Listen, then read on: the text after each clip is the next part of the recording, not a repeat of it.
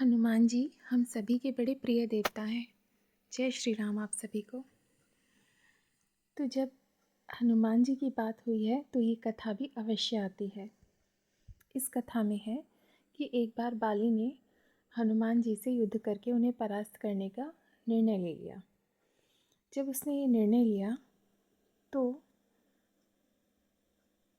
उसने हनुमान जी को चुनौती दी। हनुमान जी ने अपनी शांति, क्योंकि हनुमान जी बहुत ही बुद्धिमान है, बहुत ही धैर्यवान है। उनके पास सिर्फ बल ही नहीं है, उस बल को कैसे साधें वो योजना और वो मानसिक शक्ति भी है। इसीलिए तो हनुमान जी राम के प्रिय हैं और हनुमान जी हनुमान हैं और कोई और वैसे ही है। वैसे तो बाली भी बहुत बलशाली थे और उन्हें वरदान था कि वो जिससे भी युद्ध करेंगे उसका आधा बल उनके भीतर चला जाएगा, लेकिन अभिमान और कुसंस्कार ने उनको दूषित कर रखा था। तो हुआ ये, जब उन्होंने हनुमान जी को युद्ध के लिए चुनौती दी तो हम सभी जानते हैं कि बाली भी ब्रह्मा जी की ही संतान थे। तो ब्रह्मा जी तुरंत गए हनुमान जी के पास और उनसे प्रार्थना की कि हनुमान जी, जब आप बाली से युद्ध करने चाहें तो मेरी आपसे विनती है कि आप अपने बल का मात्र 11वां भाग मात्र 11वां भाग लेकर जाएंगे। जो बचा हुआ भाग है वो प्रभु श्री राम के चरणों में रख के जाएंगे और उनसे प्रार्थना करेंगे कि जब आप लौट कर आएँ तो आपका वो बल आपको लौटा दें। हनुमान जी मान गए।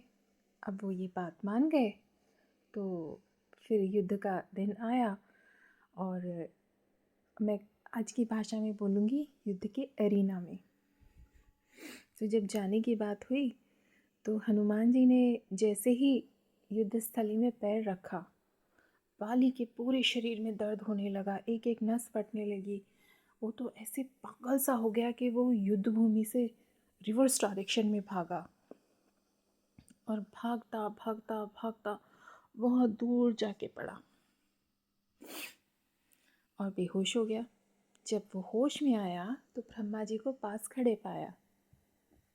ब्रह्मा जी बोले, ओ मूर्ख बाली, पता है तुझे, आज मैंने हनुमान जी से ये कहा था कि मात्र अपने बल का 11वां भाग लेके जाना, और क्योंकि तुझे वरदान है कि आधा बल अपने शत्रु का तुझ में आता है, तो हनुमान जी के बल के 11वें भाग का आधा भाग जब तेरे शरीर में आया तो तेरे शरीर के अंदर इतनी शक्ति नहीं थी कि उस बल को संभाल पाता।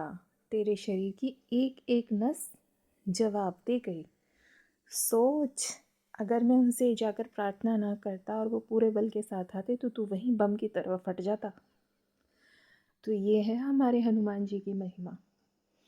खैर, इस युद्ध में तो हनुमान जी विजय माने गए, क्योंकि जब विरोधी उल्टा भाग जाए तो क्या युद्ध।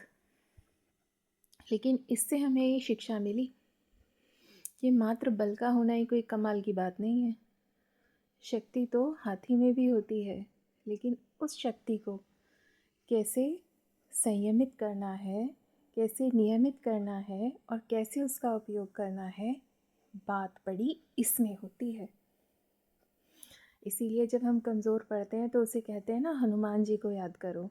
हम ये नहीं कहते बाली को याद करो, हम ये नहीं कहते रावण को याद करो, बाली को, रावण को, सुग्रीव को नहीं, हम कहते हैं हनुमान जी को याद करो।